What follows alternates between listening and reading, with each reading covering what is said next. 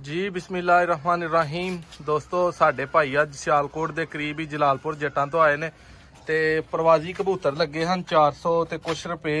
भरा दे नाल जेड़ा ना कीते हैं फुल प्यार मुहब्बत उन्हां नाल कीती है ते ए भाई आए ने ठीक है ते कबूतर तकरीबन 80 तो 90 हैं उन्हां दे नाल किने ने जी भाई जान की हाल है तुहाडा ठीक हो भाई जान चल के आए हो जो चीज वेखी ही मिली है जी अल्हम्दुलिल्लाह हर तरह का प्यार मुहब्बत मिलिया जी बिल्कुल जेड़ा भरा साडे को चल के आना चाहे उन्होंने की तुहाडा पैगाम है साडा पैगाम यही है कि राबता करे ते बेहतरीन चीज है तुहाडे को जी जी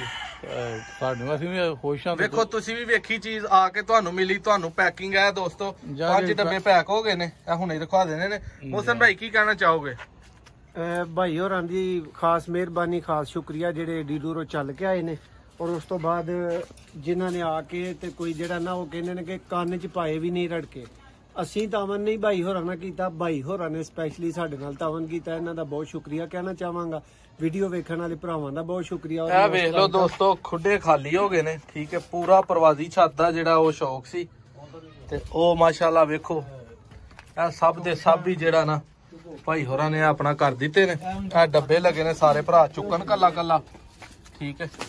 भाई होरां दा किते सिर गया जे भाजी ते माजरत असीं कर लेने भाजी ये लेकिन तुसां अपनाया इच साडी कोई गलती नहीं फिर भी माजरत चुको भाजी एक डब्बा दोस्तों हो गया माशाल्लाह जी 2 आए ने।